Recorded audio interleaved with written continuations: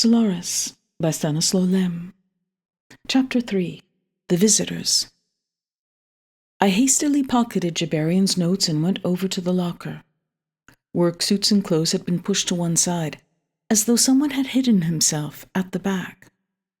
On the floor, I saw the corner of an envelope sticking out from a heap of papers, and picked it up. It was addressed to me. Dry-mouthed with apprehension, I tore it open. I had to force myself to unfold the note inside. In his even handwriting, small, but perfectly legible, Jabarian had written 2 lines. Supplement Directory Solaris, Volume 1. Vote separate. Messenger DSAFF. F. Ravensner, the Little Apocrypha. That was all. Not another word.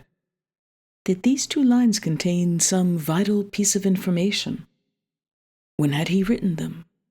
I told myself that the first thing to do was to consult the library index.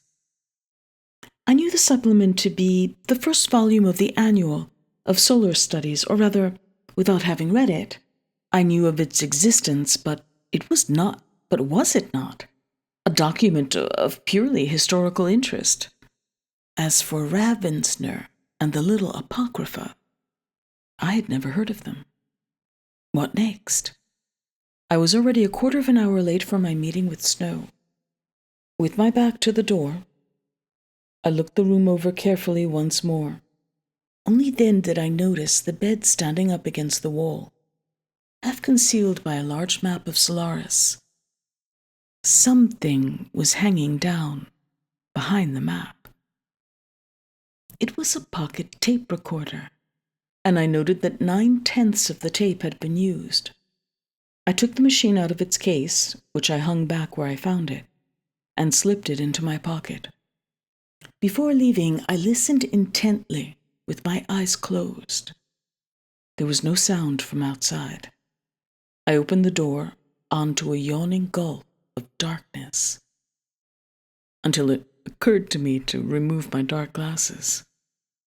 The dome was feebly lit by the glowing filaments in the ceiling.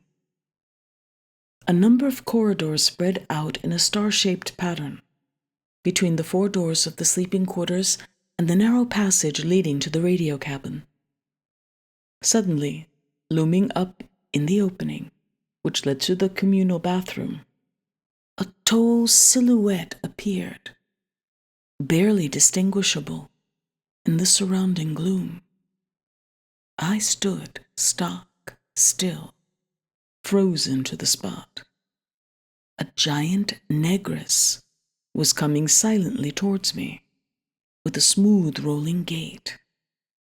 I caught a gleam from the whites of her eyes and heard the soft slapping of her bare feet. She was wearing nothing but a yellow skirt of plaited straw. Her enormous breasts swung freely, and her black arms were as thick as thighs. Less than a yard separated us as she passed me. But she did not give me so much as a glance. She went on her way, her grass skirt swinging rhythmically, resembling one of those Steatophagus statues in anthropological museums. She opened Jabarian's door, and on the threshold, her silhouette stood out distinctly against the bright light from inside the room. Then she closed the door behind her, and I was alone. Terror-stricken, I stared blankly round the big, empty hall. What had happened? What had I seen? Suddenly my mind reeled as I recalled Snow's warnings. Who was this monstrous Aphrodite? I took a step, a single pace, in the direction of Jabarian's room, but I knew perfectly well that I would not go in. I do not know how long I remained leaning against the cool metal wall, hearing nothing except the distant monotonous whine of the air conditioners. Eventually, I pulled myself together and made my way to the radio cabin. As I pressed down the door handle, I heard a harsh voice. "Who's there?" "It's me, Kelvin." Snow was seated at a table between a pile of aluminum crates and the transmitter, eating meat concentrate straight out of a tin. Did he then never leave the place? Dazedly, I watched him chewing until I realized that I, too, was famished. I went to a cupboard, selected the least dusty plate I could find, and sat down opposite Snow. We ate in silence. Snow got up, uncorked a vacuum flask, and filled 2 tumblers with clear hot soup. Then he put the flask down on the floor. There was no room on the table. "Have you seen Sartorius?" he asked. "No. Where is he?" "Upstairs." Upstairs. That meant the laboratory. We finished our meal without exchanging another word. Snow dutifully scraped the bottom of his tin. The outer shutter was in place over the window, and reflections from the 4 ceiling lights gleamed on the laminated surface of the transmitter. Snow had put on a loose black sweater, frayed at the wrists. The taut skin over his cheekbones was marbled with tiny blood vessels. "What's the matter?" he asked. "Nothing. Why?" "You're pouring with sweat." I wiped my forehead. It was true. I was dripping wet. It must have been a reaction after my unexpected encounter. Snow gave me a questioning glance. Should I tell him? If only he had taken me into his confidence. What incomprehensible game is being played here? And who was whose enemy? "It's hot. I should have expected your air conditioning to work better than this." "It adjusts itself automatically every hour." He looked at me closely. "Are you sure it's only the heat?" I did not answer. He tossed the utensils and the empty tins into the sink, returned to his armchair, and went on with his interrogation. "What are your plans?" "That depends on you," I answered coolly. "I suppose you have a research program? A new stimulus, X-rays, that sort of thing?" He frowned. "X-rays? Who's been talking to you about that?" "I don't know. Someone dropped a hint. On the Prometheus, perhaps. Why? Have you begun?" "I don't know the details. It was an idea of Jabarian's. He and Sartorius set it up. I wonder how you could have heard of it." I shrugged my shoulders. "Funny that you shouldn't know the details. You ought to, since you're the one who—" I left the sentence unfinished. Snow said nothing. The whining of the air conditioners had stopped. The temperature stayed at a bearable level, but a high-pitched drone persisted, like the buzzing of a dying insect. Snow got up from his chair and leaned over the console of the transmitter. He began to press knobs at random and to no effect, since he had left the activating switch off. He went on fidgeting with them for a moment, then he remarked, "There are certain formalities to be dealt with concerning—" "Yes," I prompted, to his back. He turned round and gave me a hostile look.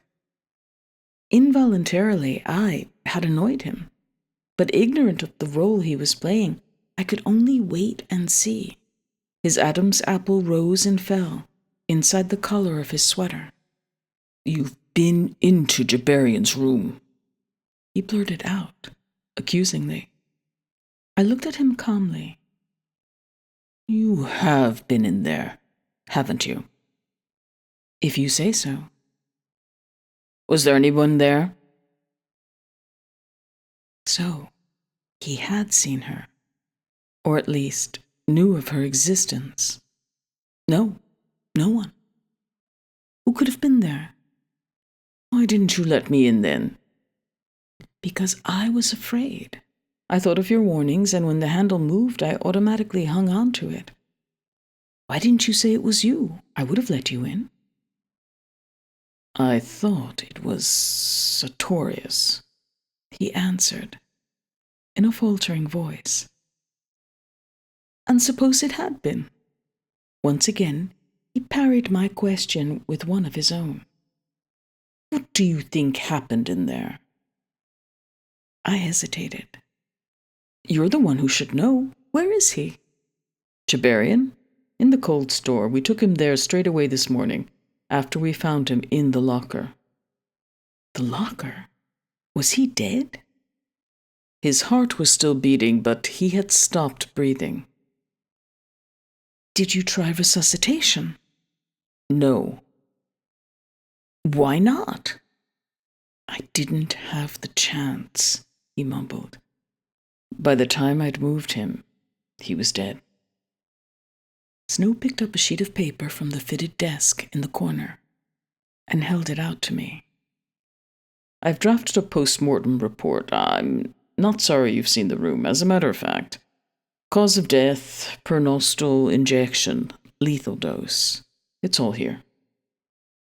I ran my eyes over the paper and murmured, Suicide?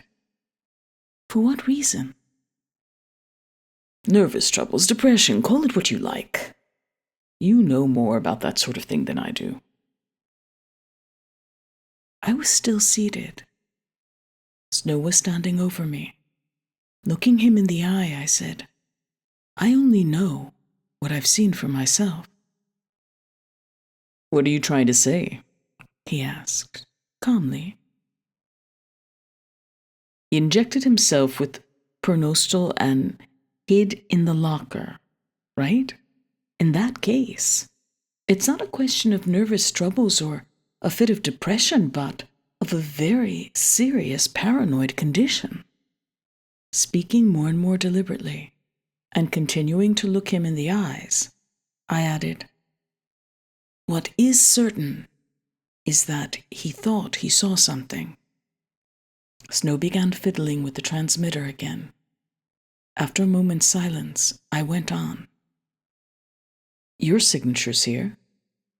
What about Sartorius's? As I told you, he's in the laboratory. He never shows his face. I suppose he's... What? Locked himself in. Locked himself in? I see, you mean he's barricaded himself in. Possibly. Snow, there's someone on the station. Someone apart from us. He had stopped playing with the knobs and was leaning sideways, staring at me. You've seen it? You warned me. Against what? Against whom? An hallucination? What did you see? Shall we say a human being?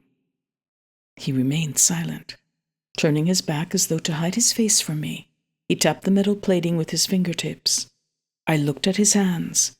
There was no longer any trace of blood between the fingers. I had a brief moment of dizziness, and scarcely more than a whisper, as though I were imparting a secret, and afraid of being overheard, I said, It's not a mirage, is it? It's a real person. Someone you can touch. Someone you can draw blood from. And what's more, someone you've seen only today. How do you know? He had not moved. His face was still obstinately turned to the wall, and I was addressing his back. It was just before I arrived, wasn't it? His whole body contracted, and I could see his panic-stricken expression. What about you? He said, in a strangled voice. Who are you? I thought he was about to attack me. It was not at all the reaction I had expected. The situation was becoming grotesque. Obviously, he did not believe I was who I claimed to be. But what could this mean? He was becoming more and more terrified of me. Was he delirious? Could he have been affected by unfiltered gases from the planet's atmosphere? Anything seemed possible. And then again, I too had seen this creature. So what about me? Who is she? I asked. These words reassured him. For a moment, he looked at me searchingly, as though he was still doubtful of me. Then he collapsed into his chair and put his head in his hands. Even before he opened his mouth, I knew that he had still not made up his mind to give me a direct answer. I'm worn out, he said weakly. Who is she? I insisted. If you don't know. Go on, know what? Nothing. Listen, Snow, we are isolated, completely cut off. Let's put our cards on the table. Things are confused enough as it is. You've got to tell me what you know. What about you? He retorted suspiciously. All right, I'll tell you, and then you tell me. Don't worry, I shan't think you're mad. Mad? Good God. He tried to smile. But you haven't understood a thing. Not a single thing. He never for one moment thought that he was mad. If he had, he would never have done it. He would still be alive. In other words, your report, this business of nervous troubles, is a fabrication? Of course. Why not write the truth? Why? He repeated. A long silence followed. It was true that I was still completely in the dark. I had been under the impression that I had overcome his doubts and we were going to pool our resources to solve the enigma. Why then was he refusing to talk? Where are the robots? In the storerooms. We've locked them all away. Only the reception robots are operational. Why? Once more, he refused to answer. You don't want to talk about it. I can't. He seemed constantly on the point of unburdening himself, only to pull himself up at the last moment. Perhaps I would do better to tackle Sartorius. Then I remembered the letter, and as I thought of it, realized how important it was. Do you intend continuing with the experiments? He gave a contemptuous shrug. What good would that do? Oh, in that case, what do you suggest we do? He was silent. In the distance, there was a faint noise of bare feet padding over the floor. The muffled echo of these shuffling steps reverberated eerily among the nickel-plated and laminated equipment and the tall shafts furrowed with glass tubes, which encased the complicated electronic installations. Unable to control myself any longer, I stood up. As I listened to the approaching footsteps, I watched Snow. Behind his drooping lids, his eyes showed no fear. Was he not afraid of her then? Where does she come from? I asked. I don't know. The sound of the footsteps faded, then died away. Do you believe me? He said. I swear to you that I don't know. In the silence that followed, I opened a locker, pushed the clumsy atmosphere suits aside, and found, as I expected, hanging at the back, the gas pistols used for maneuvering in space.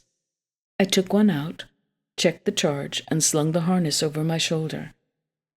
It was not strictly speaking a weapon, but it was better than nothing. As I was adjusting a strap, Snow showed his yellow teeth in a mocking grin. Good hunting, he said. I turned towards the door. Thanks. He dragged himself out of his chair. Kelvin. I looked at him. He was no longer smiling. I have never seen such an expression of weariness on anyone's face. He mumbled, "Kelvin, it isn't that. Really, I can't." I waited. His lips moved, but uttered no sound. I turned on my heel and went out. Chapter 4. Sartorius. I followed a long, empty corridor, then forked right. I had never lived on the station, but during my training on Earth, I had spent 6 weeks in an exact replica of it. When I reached a short aluminum stairway, I knew where it led. The library was in darkness. I had to fumble for the light switch. I first consulted the index, then dialed the coordinates for the first volume of the Solaris Annual and its supplement. A red light came on. I turned to the register. The 2 books were marked out to Jibarian, together with the little apocrypha. I switched the lights off and returned to the lower deck. In spite of having heard the footsteps receding, I was afraid to re-enter Jibarian's room. She might return. I hesitated for some time outside the door. Finally, pressing down the handle, I forced myself to go in. There was no one in the room. I began rummaging through the books scattered beneath the window, interrupting my search only to close the locker door. I could not bear the sight of the empty space among the worksuits. The supplement was not in the first pile, so, one by one, I started methodically picking up the rest of the books around the room. When I reached the final pile, between the bed and the wardrobe, I found the volume I was looking for. I was hoping to find some sort of clue, and sure enough, a bookmarker had been slipped between the pages of the index. A name unfamiliar to me had been underlined in red: Andrei Berton. The corresponding page numbers indicated 2 different chapters. Glancing at the first, I learned that Berton was a reserve pilot on Shanahan's ship. The second reference appeared about 100 pages further on. At first it seemed Shanahan's expedition had proceeded with extreme caution.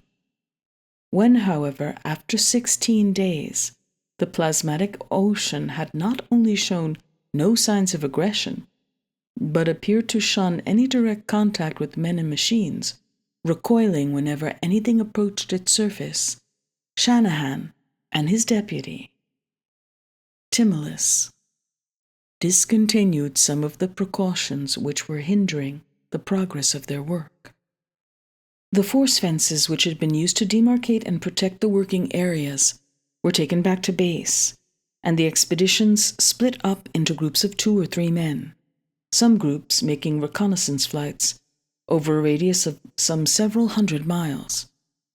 Apart from some unexpected damage to the oxygen supply systems, the atmosphere had an unusually corrosive effect on the valves, which had to be replaced almost daily.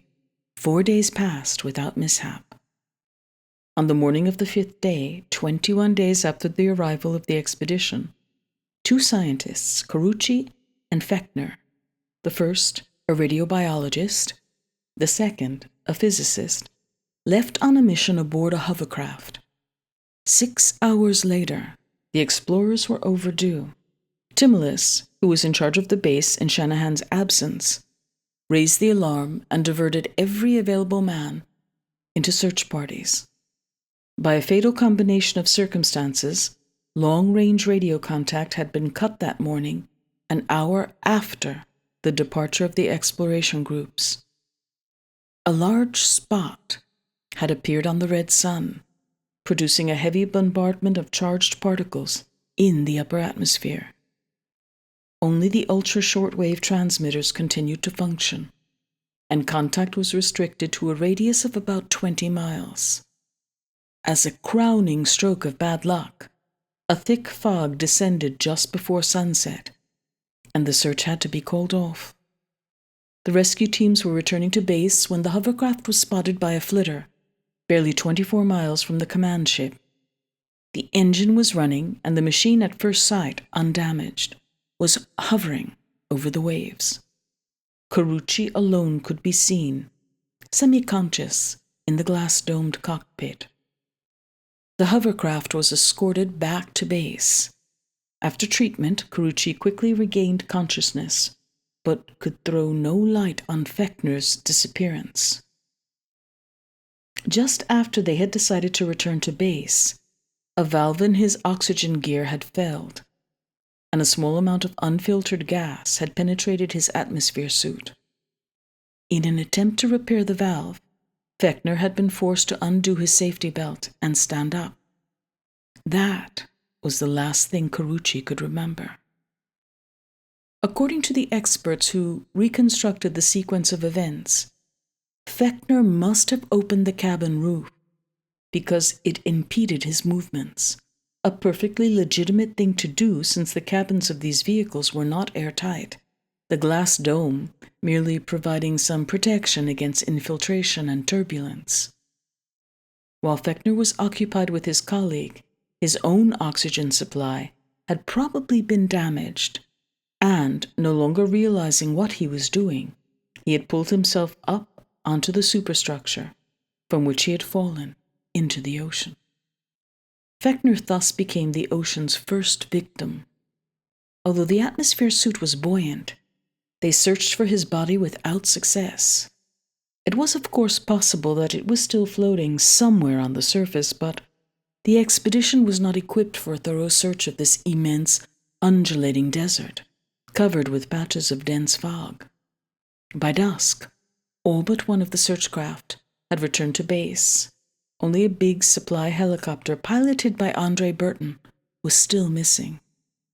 Just as they were about to raise the alarm, the aircraft appeared. Burton was obviously suffering from nervous shock. After struggling out of his suit, he ran round in circles, like a madman. He had to be overpowered, but went on shouting and sobbing. It was rather surprising behavior, to put it mildly, on the part of a man who'd been flying for 17 years and was well used to the hazards of cosmic navigation. The doctors assumed that he too was suffering from the effects of unfiltered gases. Having more or less recovered his senses, Burton nevertheless refused to leave the base, or even to go near the window overlooking the ocean. 2 days later, he asked for permission to dictate a flight report, stressing the importance of what he was about to reveal. This report was studied by the Expeditionary Council, who concluded that it was the morbid creation of a mind under the influence of poisonous gases from the atmosphere. As for the supposed revelations, they were evidently regarded as part of Burton's clinical history, rather than that of the expedition itself, and they were not described. So much for the supplement. It seemed to me that Burton's story must at any rate provide a key to the mystery. What strange happening could have had such a shattering effect on a veteran space pilot? I began to search through the books once more, but the little apocrypha was not to be found. I was growing more and more exhausted and left the room, having decided to postpone the search until the following day. As I was passing the foot of the stairway, I noticed that the aluminum treads were streaked with light falling from above. Sartorius was still at work. I decided to go up and see him. It was hotter on the upper deck, but the paper strips still fluttered frenziedly at the air vents. The corridor was wide and low-ceilinged. The main laboratory was enclosed by a thick panel of opaque glass in a chrome embrasure. A dark curtain screened the door on the inside, and the light was coming from windows let in above the lintel.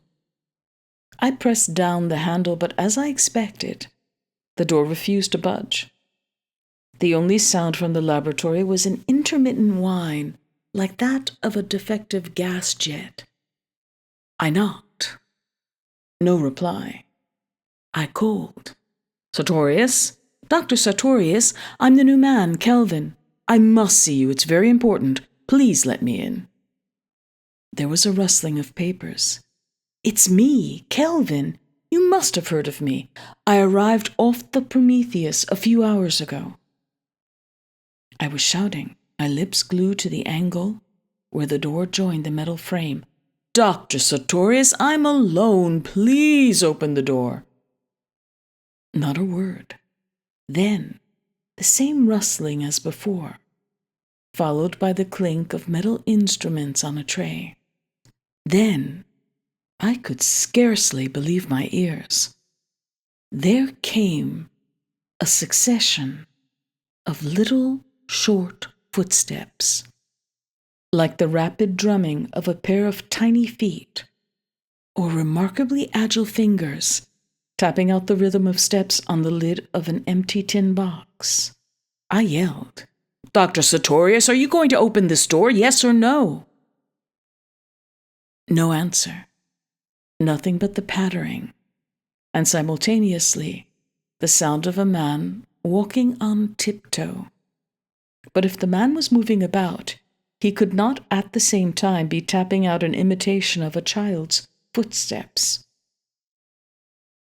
No longer able to control my growing fury, I burst out, "Dr. Sartorius, I have not made a 16-month journey just to come here and play games. I'll count up to 10. If you don't let me in, I shall break down the door." In fact, I was doubtful whether it would be easy to force this particular door, and the discharge of a gas pistol is not very powerful. Nevertheless, I was determined somehow or other to carry out my threat, even if it meant resorting to explosives, which I could probably find in the munitions store. I could not draw back now. I could not go on playing an insane game with all the cards stacked against me. There was the sound of a struggle, or was it simply objects being thrust aside? The curtain was pulled back, and an elongated shadow was projected onto the glass. A hoarse, high-pitched voice spoke. "If I open the door, you must give me your word not to come in." "In that case, why open it?" "I'll come out." "Very well, I promise." The silhouette vanished, and the curtain was carefully replaced. Obscure noises came from inside the laboratory. I heard a scraping, a table being dragged across the floor. At last, the lock clicked back, and the glass panel opened just enough to allow Sartorius to slip through into the corridor. He stood with his back against the door, very tall and thin, all bones under his white sweater. He had a black scarf knotted around his neck, and over his arm he was carrying a laboratory smock, covered with chemical burns. His head, which was unusually narrow, was cocked to one side. I could not see his eyes. He wore curved dark glasses which covered up half his face. His lower jaw was elongated. He had bluish lips and enormous blue-tinged ears. He was unshaven. Red anti-radiation gloves hung by their laces from his wrists. For a moment, we looked at one another with undisguised aversion. His shaggy hair, he had obviously cut it himself, was the color of lead. His beard grizzled. Like snow, his forehead was burnt, but the lower half only. Above it, it was pallid. He must have worn some kind of cap when exposed to the sun. "Well, I'm listening," he said. I had the impression that he did not care what I had to say to him. Standing there tense, still pressed against the door panel, his attention was mainly directed to what was going on behind him. Disconcerted, I hardly knew how to begin. "My name is Kelvin," I said. "You must have heard about me. I am, or rather, I was, a colleague of Jabarian's." His thin face, entirely composed of vertical planes, exactly as I had always imagined Don Quixote's, was quite expressionless. This blank mask did not help me to find the right words. "I heard that Jabarian was dead," I broke off. "Yes, go on. I'm listening." His voice betrayed his impatience. "Did he commit suicide? Who found the body, you or Snow?" "Why ask me? Didn't Dr. Snow tell you what happened?" "I wanted to hear your own account." "You've studied psychology, haven't you, Dr. Kelvin?" "Yes, what of it?" "You think of yourself as a servant of science?" "Yes, of course. What has that to do with—" "You are not an officer of the law. At this hour of the day you should be at work, but instead of doing the job you were sent here for, you not only threaten to force the door of my laboratory, you question me as though I were a criminal suspect." His forehead was dripping with sweat. I controlled myself with an effort. I was determined to get through to him. I gritted my teeth and said, "You are suspect, Dr. Sartorius. What is more, you're well aware of it." "Kelvin, unless you either retract or apologize, I shall lodge a complaint against you." "Why should I apologize? You're the one who barricaded himself in this laboratory instead of coming out to meet me, instead of telling me the truth about what is going on here. Have you gone completely mad? What are you, a scientist or a miserable coward?" I don't know what other insults I hurled at him. He did not even flinch. Globules of sweat trickled down over the enlarged pores of his cheeks. Suddenly I realized that he had not heard a word I was saying. Both hands behind his back, he was holding a door in position with all his strength. It was rattling, as though someone inside were firing bursts from a machine gun at the panel. In a strange, high-pitched voice, he moaned, "Go away! For God's sakes, leave me! Go downstairs. I'll join you later. I'll do whatever you want. Only please, go away now." His voice betrayed such exhaustion that instinctively I put out my arms to help him control the door. At this he uttered a cry of horror, as though I had pointed a knife at him. As I retreated, he was shouting in his falsetto voice, "Go away! Go away! I'm coming! I'm coming! I'm coming! No! No!" He opened the door and shot inside. I thought I saw a shining yellow disc flash across his chest. Now a muffled clamor rose from the laboratory. A huge shadow appeared, as the curtain was brushed momentarily aside. Then it fell back into place, and I could see nothing more. What was happening inside that room? I heard running footsteps as though a mad chase were in progress, followed by a terrifying crash of broken glass, and the sound of a child's laugh. My legs were trembling. I stared at the door, appalled. The din had subsided, giving way to an uneasy silence. I sat down on a window ledge, too stunned to move. My head was splitting. From where I was, I could see only a part of the corridor, encircling the laboratory. I was at the summit of the station, beneath the actual shell of the superstructure. The walls were concave and sloping, with oblong windows a few yards apart. The blue day was ending, and as the shutters grated upwards, a blinding light shone through the thick glass.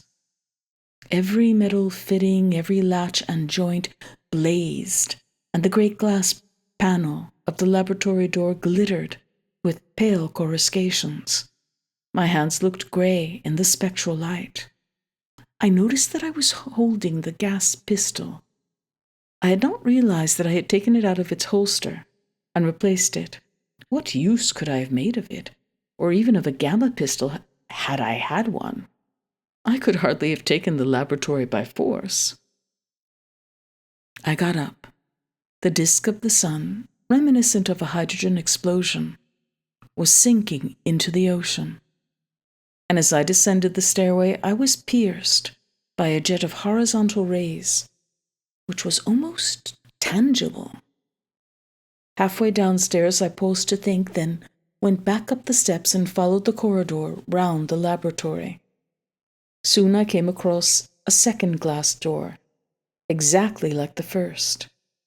I made no attempt to open it, knowing that it would be locked. I was looking for an opening or vent of some sort. The idea of spying on Sartorius had come to me quite naturally, without the least sense of shame. I was determined to have done with conjecture and discover the truth, even if, as I imagined it would, the truth proved incomprehensible. It struck me that the laboratory must be lit from above by windows let into the dome. It should be possible, therefore, to spy on Sartorius from the outside, but first I would have to equip myself with an atmosphere suit and oxygen gear. When I reached the deck below, I found the door of the radio cabin ajar. Snow, sunk in his armchair, was asleep. At the sound of my footsteps, he opened his eyes with a start. "Hello, Kelvin," he croaked. "Well, did you discover anything?" "Yes, he's not alone." Snow grinned sourly. "Oh, really? Well, that's something. Has he got visitors?" "I can't understand why you won't tell me what's going on," I retorted impulsively. "Since I have to remain here, I'm bound to find out the truth sooner or later. Why the mystery?" "When you've received some visitors yourself, you'll understand." I had the impression that my presence annoyed him, and he had no desire to prolong the conversation. I turned to go. "Where are you off to?" I did not answer. The hangar deck was just as I had left it. My burnt-out capsule still stood there, gaping open on its platform. On my way to select an atmosphere suit, I suddenly realized that the skylights through which I hoped to observe Sartorius were probably made of slabs of opaque glass, and I lost interest in my venture on to the outer hull. Instead, I descended the spiral stairway which led to the lower deck storerooms. The cramped passage at the bottom contained the usual litter of crates and cylinders. The walls were sheeted in bare metal, which had a bluish glint. A little further on the frosted pipes of the refrigeration plant, appeared beneath a vault, and I followed them to the far end of the corridor, where they vanished into a cooling jacket with a wide plastic collar. The door to the cold store was 2 inches thick and lagged with an insulating compound. When I opened it, the icy cold gripped me. I stood, shivering, on the threshold of a cave carved out of an iceberg. The huge coils, like sculptured reliefs, were hung with stalactites. Here, too, buried beneath a covering of snow, there were crates and cylinders and shelves laden with boxes and transparent bags containing a yellow, oily substance. The vault sloped downwards to where a curtain of ice hid the back of the cave. I broke through it. An elongated figure, covered with a sheet of canvas, lay stretched out on an aluminum rack. I lifted a corner of the canvas and recognized the stiff features of Jabarian. His glossy black hair clung tightly to his skull. The sinews of his throat stood out like bones. His glazed eyes stared up at the vault, a tear of opaque ice hanging from the corner of each lid. The cold was so intense that I had to clench my teeth to prevent them from chattering. I touched Jabarian's cheek. It was like touching a block of petrified wood, bristling with black, prickly hairs. The curve of the lips seemed to express an infinite, disdainful patience. As I let the canvas fall, I noticed, peeping out from beneath the folds at the foot, 5 round, shiny objects like black pearls, ranged in order of size. I stiffened with horror. What I had seen were the round pads of 5 bare toes. Under the shroud, flattened against Jabarian's body, lay the negress. Slowly I pulled back the canvas. Her head, covered in frizzy hair twisted up into little tufts, was resting in the hollow of one massive arm. Her back glistened, the skin stretched taut over the spinal column. The huge body gave no sign of life. I looked again at the soles of her naked feet. They had not been flattened or deformed in any way by the weight which they had to carry. Walking had not calloused the skin, which was as unblemished as that of her shoulders. With a far greater effort than it had taken to touch Jabarian's corpse, I forced myself to touch one of the bare feet. Then I made a second bewildering discovery. This body, abandoned in a deep freeze, this apparent corpse, lived and moved. The woman had withdrawn her foot like a sleeping dog when you try to take its paw. She'll freeze, I thought confusedly, but her flesh had been warm to the touch, and I even imagined I'd felt the regular beating of her pulse. I backed out and fled. As I emerged from the white cave, the heat seemed suffocating. I climbed the spiral stairway, back to the hangar deck. I sat on the hoops of a rolled-up parachute and put my head in my hands. I was stunned. My thoughts ran wild. What was happening to me? If my reason was giving way, the sooner I lost consciousness, the better. The idea of sudden extinction aroused an inexpressible, unrealistic hope. Useless to go and find Snow or Sartorius, no one could fully understand what I had just experienced, what I had seen, what I had touched with my own hands. There was only one possible explanation, one possible conclusion. Madness. Yes, that was it. I had gone mad as soon as I arrived here. Emanations from the ocean had attacked my brain, and hallucination had followed hallucination. Rather than exhaust myself trying to solve these illusory riddles, I would do better to ask for medical assistance, to radio the Prometheus or some other vessel, to send out an SOS. Then a curious change came over me. At the thought that I had gone mad, I calmed down, and yet I had heard Snow's words quite clearly. If, that is, Snow existed, and I had ever spoken to him. The hallucinations may have begun much earlier. Perhaps I was still on board the Prometheus. Perhaps I had been stricken with a sudden mental illness and was now confronting the creations of my own inflamed brain. Assuming that I was ill, there was reason to believe that I would get better, which gave me some hope of deliverance. A hope irreconcilable with the belief in the reality of the tangled nightmares through which I had just lived.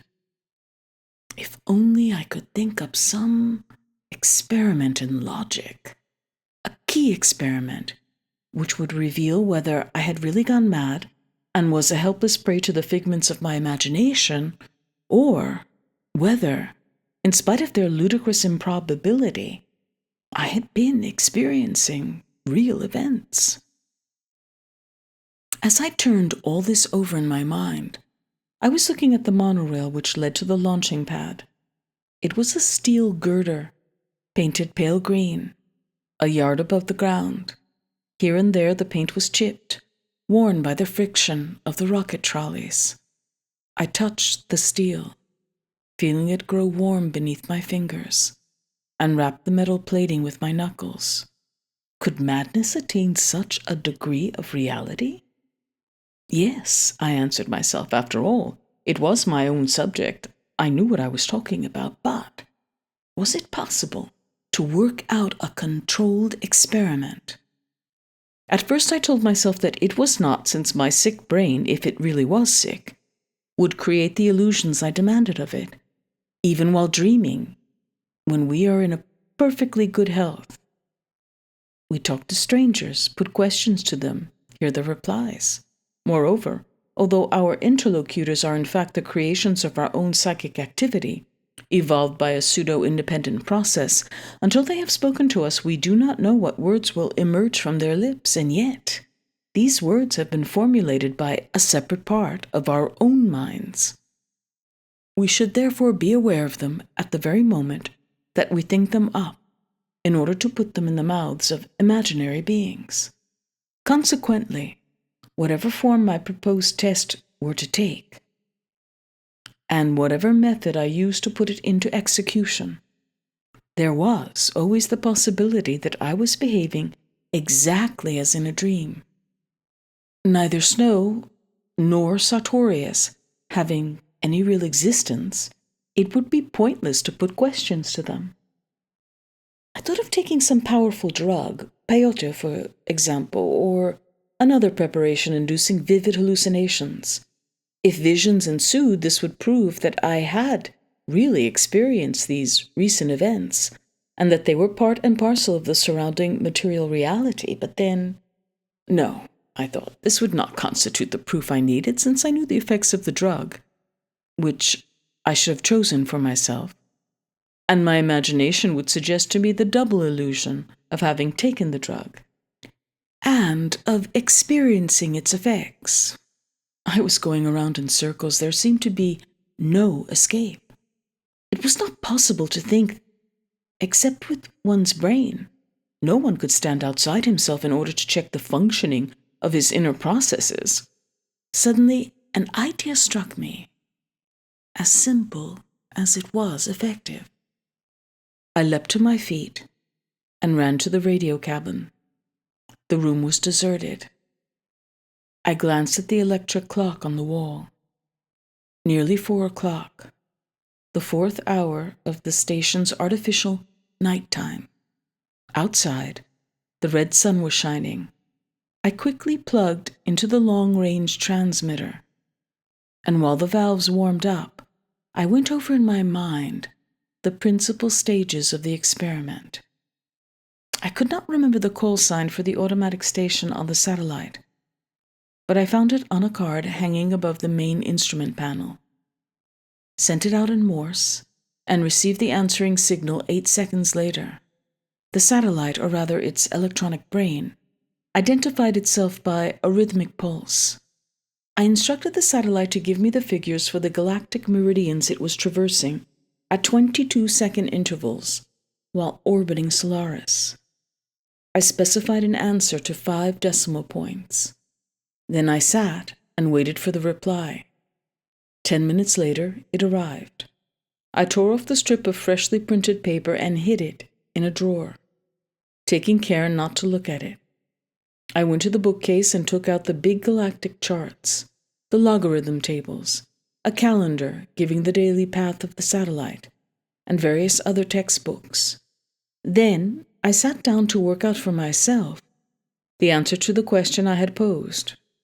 For an hour or more I integrated the equations. It was a long time since I had tackled such elaborate calculations. My last major effort in this direction must have been my practical astronomy exam. I worked at the problem with the help of the station's giant computer. My reasoning went as follows. By making my calculations from the galactic charts, I would obtain an approximate cross-check with the results provided by the satellite. Approximate because the path of the satellite was subject to very complex variations, due to the effects of the gravitational forces of Solaris and its 2 suns, as well as the local variations in gravity caused by the ocean. When I had 2 series of figures, one furnished by the satellite and the other calculated theoretically on the basis of galactic charts. I would make the necessary adjustments, and the two groups would then coincide up to the 4th decimal point. Discrepancies due to the unforeseeable influence of the ocean arising only at the 5th. If the figures obtained from the satellite were simply the product of my deranged mind, they could not possibly coincide with the second series. My brain might be unhinged, but it could not conceivably compete with the station's giant computer and secretly perform calculations requiring several months' work. Therefore, if the figures corresponded, it would follow that the station's computer really existed, that I had really used it, and that I was not delirious. My hands trembled as I took the telegraphic tape out of the drawer and laid it alongside the wide band of paper from the computer. As I had predicted, the two series of numbers corresponded up to the 4th decimal point. I put all the papers away in the drawer. So, the computer existed independently of me. That meant that the station and its inhabitants really existed too. As I was closing the drawer, I noticed that it was stuffed with sheets of paper covered with hastily scribbled sums. A single glance told me that someone had already attempted an experiment similar to mine, and had asked the satellite not for the information about galactic meridians, but for the measurements of Solaris's albedo at intervals of 40 seconds. I was not mad. The last ray of hope was extinguished. I unplugged the transmitter, drank the remains of the soup in the vacuum flask, and went to bed. Chapter 5. Rheya.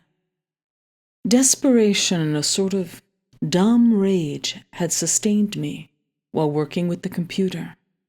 Now, overcome with exhaustion, I could not even remember how to let down a mechanical bed.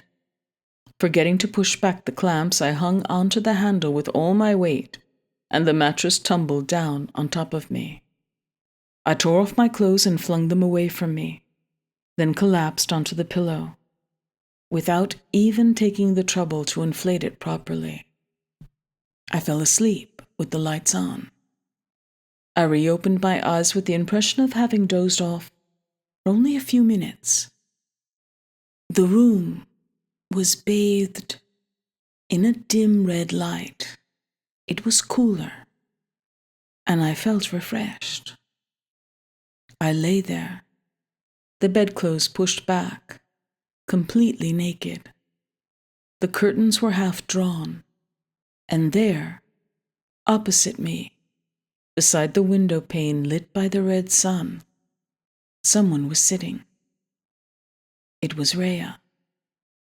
She was wearing a white beach dress, the material stretched tightly over her breasts.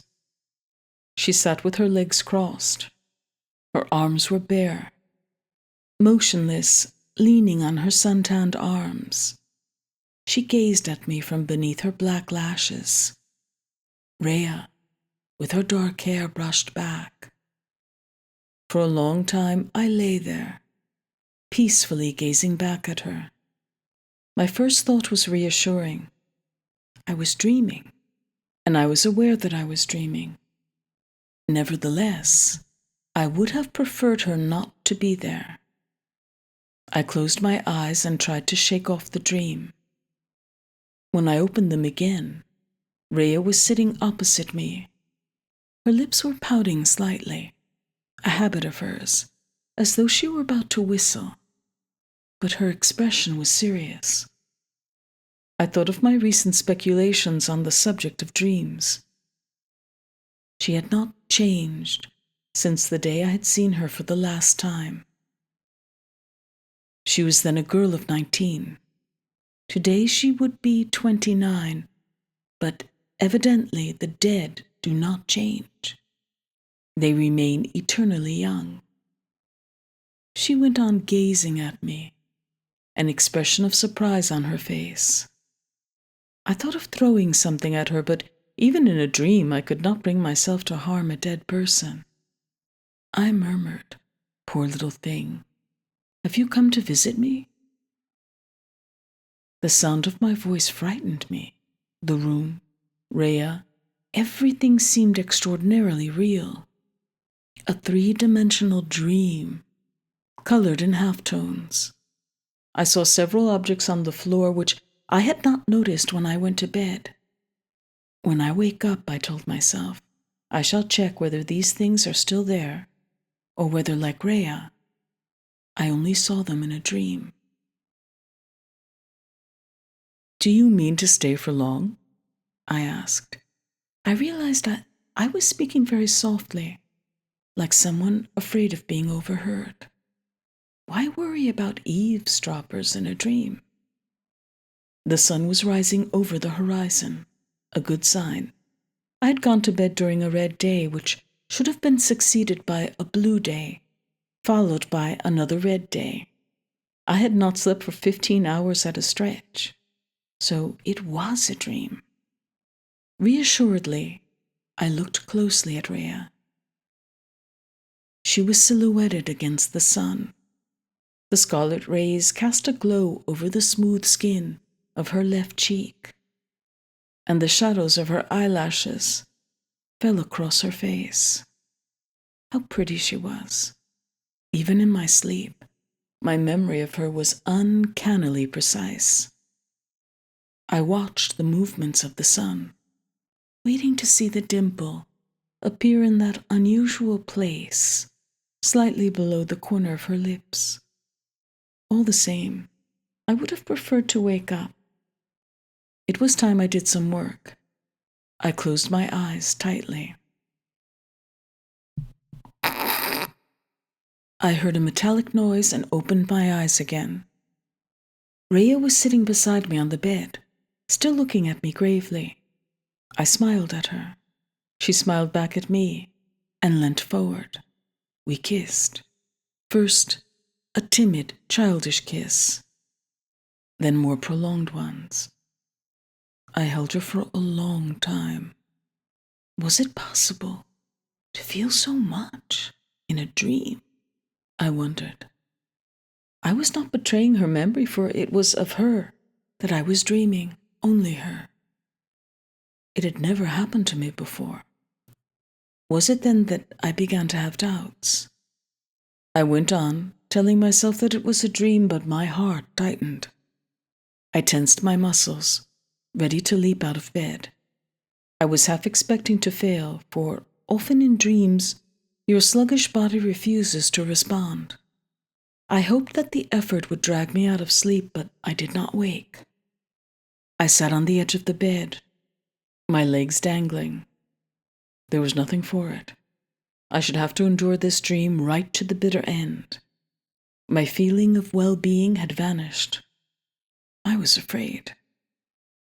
"What?" I asked. I cleared my throat. "What do you want?" I felt around the floor with my bare feet, searching for a pair of slippers.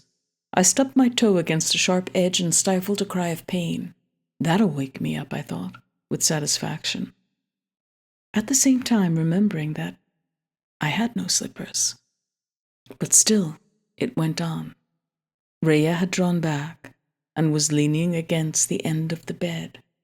Her dress rose and fell lightly with her breathing.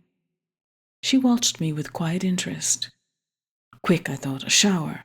But then I realized that, in a dream, a shower would not interrupt my sleep. "Where have you come from?" She seized my hand, and with a gesture I knew well, threw it up and caught it again, then played with my fingers.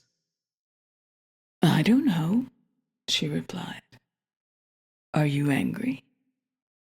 It was her voice, that familiar low-pitched, slightly far-away voice, that air of not caring much about what she was saying, of already being preoccupied with something else. People used to think her offhand, even rude, because the expression on her face rarely changed from one of vague astonishment. Did anyone see you?" "I don't know." I got here without any trouble. Why, Kris? Is it important? She was still playing with my fingers, but her face now wore a slight frown. Rheya. What, my darling? How did you know where I was? She pondered. A broad smile revealed her teeth. I haven't the faintest idea. Isn't it funny? When I came in, you were asleep. I didn't wake you because you get cross so easily. You have a very bad temper. She squeezed my hand. Did you go down below? Yes. It was all frozen. I ran away. She let go of my hand and lay back. With her hair falling to one side, she looked at me with the half-smile that had irritated me before it had captivated me. But, Rheya, I stammered. I leaned over her and turned back the short sleeve of her dress. There, just above her vaccination scar, was a red dot, the mark of a hypodermic needle. I was not really surprised, but my heart gave a lurch. I touched the red spot with my finger. For years now, I had dreamt of it, over and over again, always waking up with a shudder to find myself in the same position, doubled up between the crumpled sheets, just as I had found her, already growing cold. It was as though, in my sleep, I tried to relive what she had gone through, as though I hoped to turn back the clock and ask her forgiveness or keep her company during those final minutes when she was feeling the effects of the injection and was overcome by terror. She, who dreaded the least scratch, who hated pain or the sight of blood, had deliberately done this horrible thing, leaving nothing but a few scribbled words addressed to me. I kept her note in my wallet. By now it was soiled and creased, but I had never had the heart to throw it away. Time and time again I had imagined her tracing those words and making her final preparations. I persuaded myself that she'd only been play-acting, that she'd wanted to frighten me and had taken an overdose by mistake. Everyone told me it must have happened like that, or else it must have been a spontaneous decision, the result of a sudden depression, but people knew nothing of what I had said to her 5 days earlier. They did not know that in order to twist the knife more cruelly, I had taken away my belongings, and that she, as I was closing my suitcases, had said very calmly, I suppose you know what this means.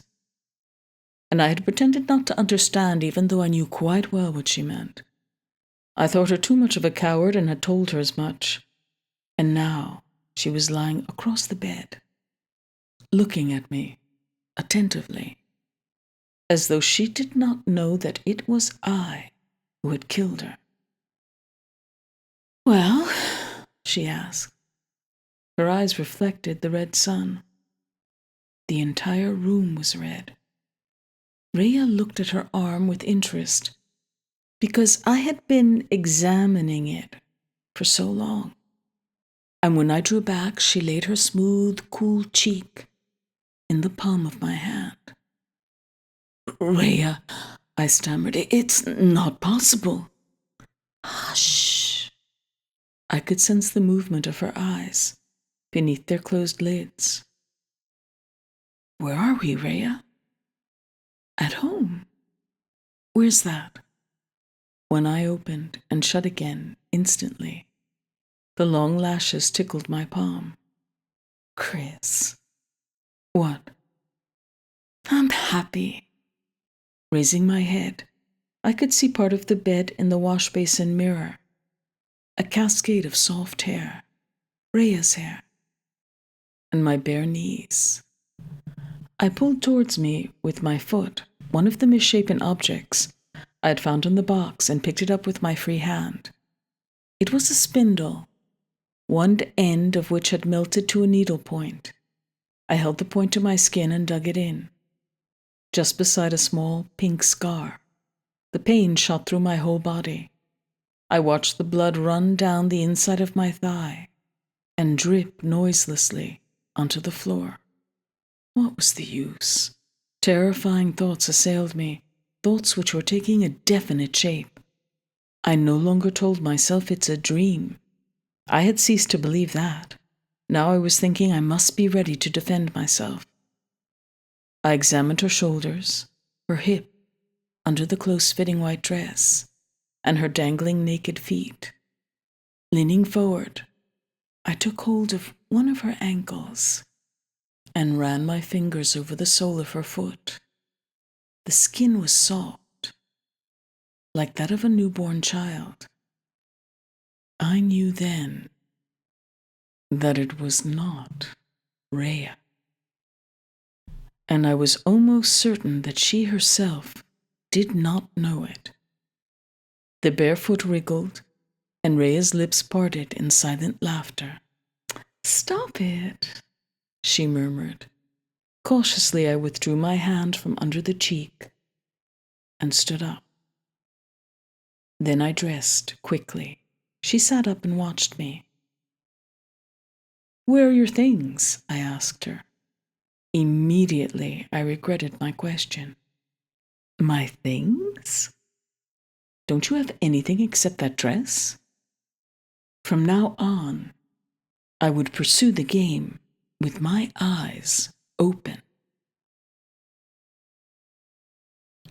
I tried to appear unconcerned, indifferent, as though we had only parted yesterday, as though we had never parted. She stood up. With a familiar gesture, she tugged at her skirt to smooth out the creases. My words had worried her, but she said nothing.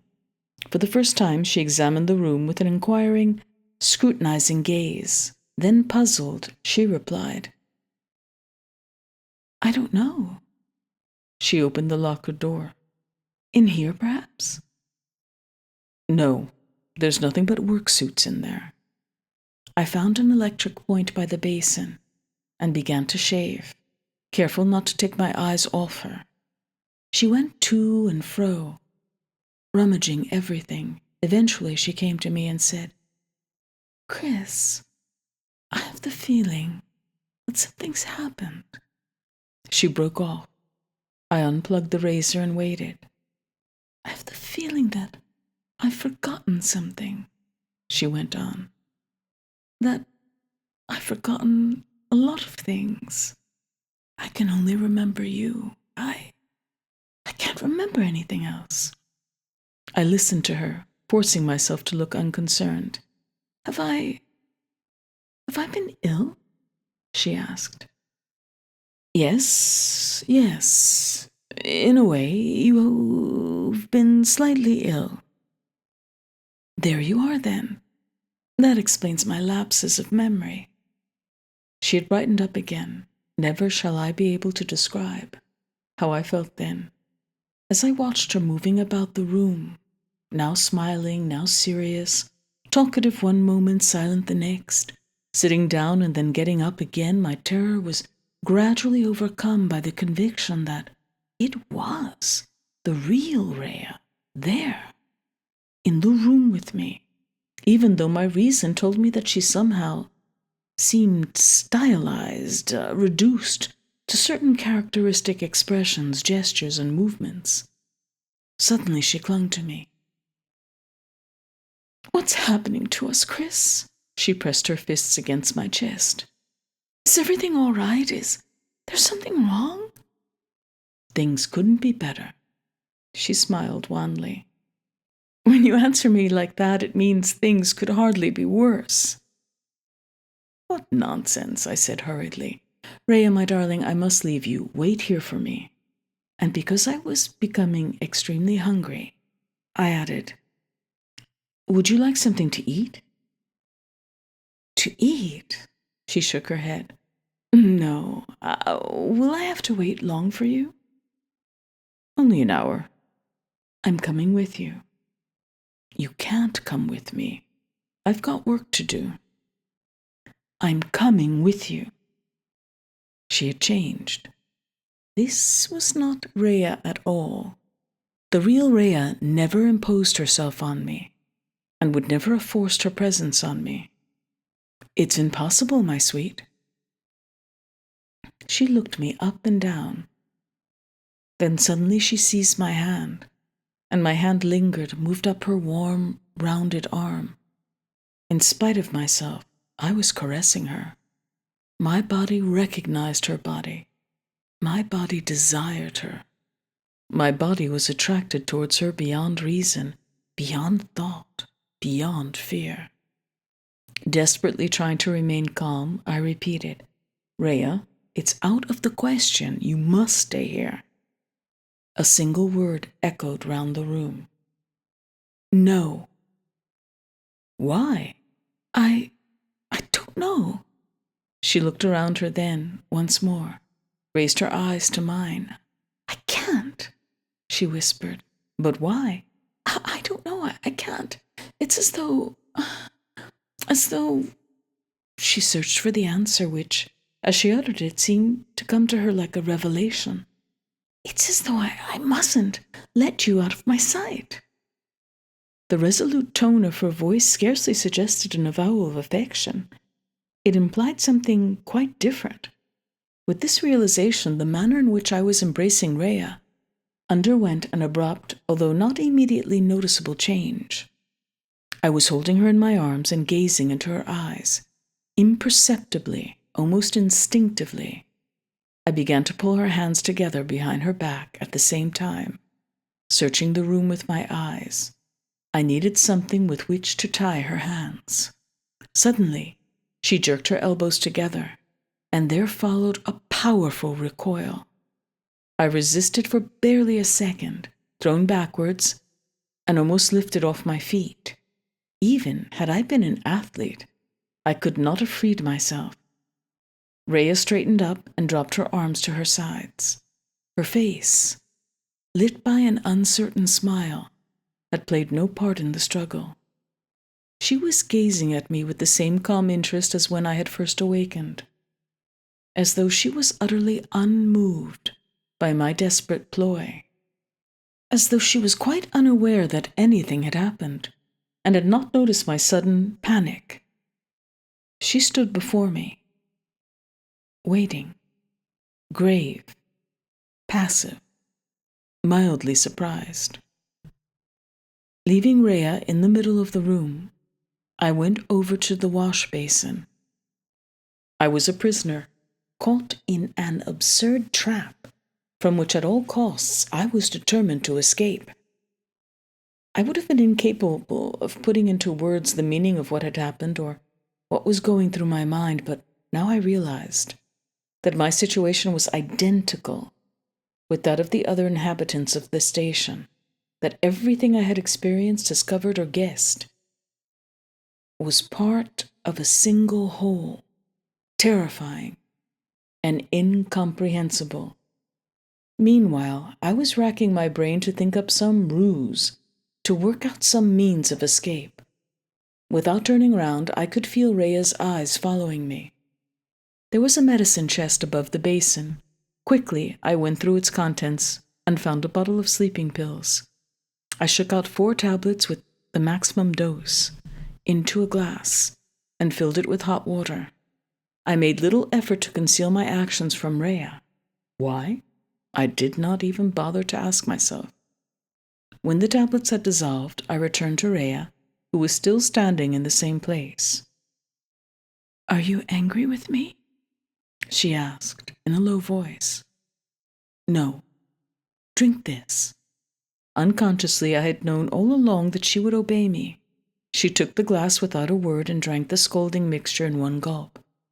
Putting down the empty glass on a stool, I went and sat in a chair in the corner of the room. Rheya joined me, squatting on the floor in her accustomed manner with her legs folded under her and tossing back her hair. I was no longer under any illusion. This was not Rheya, and yet I recognized her, every habitual gesture. Horror gripped me by the throat, and what was most horrible was that I must go on tricking her, pretending to take her for Rheya, while she herself sincerely believed that she was Rheya. Of that I was certain, if one could be certain of anything any longer.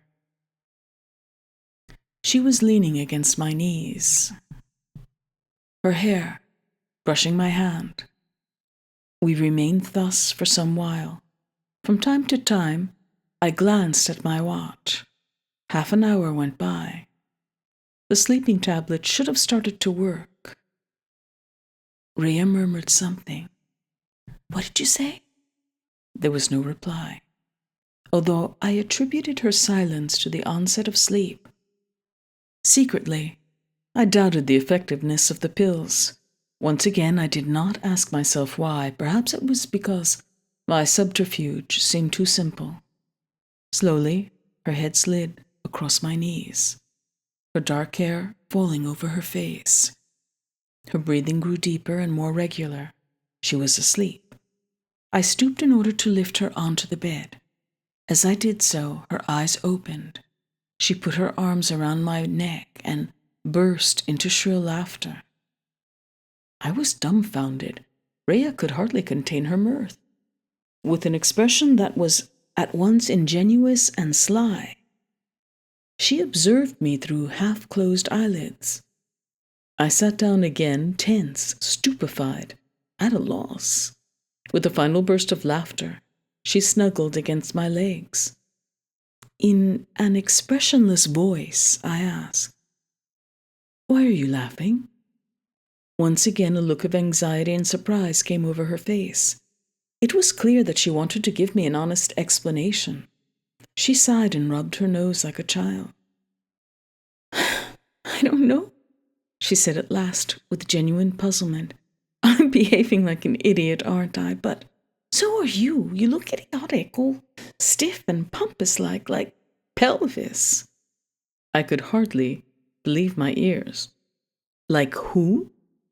"Like pelvis. You know who I mean, that fat man." Rheya could not possibly have known Pelvis, or even heard me mention him, for the simple reason that he had returned from an expedition 3 years after her death. I had not known him previously and was therefore unaware of his inveterate habit, when presiding over meetings at the Institute, of letting sessions drag on indefinitely. Moreover, his name was Pel Villis, and until his return, I did not know that he had been nicknamed Pelvis. Rheya leaned her elbows on my knees and looked me in the eyes. I put my hand out and stroked her arms, her shoulders, and the base of her neck, which pulsed beneath my fingers. While it looked as though I was caressing her, and indeed, judging by her expression, that was how she interpreted the touch of my hands. In reality, I was verifying once again that her body was warm to the touch, an ordinary human body, with muscles, bones, joints. Gazing calmly into her eyes, I felt a hideous desire to tighten my grip. Suddenly, I remembered Snow's blood-stained hands and let go. "How you stare at me," Rheya said, placidly. My heart was beating so furiously that I was incapable of speech. I closed my eyes. In that very instant, complete in every detail, a plan of action sprang to my mind. There was not a second to lose. I stood up. "I must go out, Rheya. If you absolutely insist on coming with me, I'll take you." "Good." She jumped to her feet. I opened the locker and selected a suit for each of us. Then I asked her, "Why are you barefoot?" She answered hesitantly, "I don't know. I must have left my shoes somewhere." I did not pursue the matter. "You'll have to take off your dress to put this on." "Flying overalls? What for?" As she tried to take off her dress, an extraordinary fact became apparent. There were no zips or fastenings of any kind. The red buttons down the front were merely decorative. Rheya smiled, embarrassed. As though it were the most normal way of going about it, I picked up some kind of scalpel from the floor and slit the dress down the back, from neck to waist. so that she could pull it over her head. When she had put on the flying overalls, which were slightly too large for her, and we were about to leave, she asked, "Are we going on a flight?" I merely nodded. I was afraid of running into snow, but the dome was empty, and the door leading to the radio cabin was shut. A deathly silence still hung over the hangar deck. Rheya followed my moves attentively.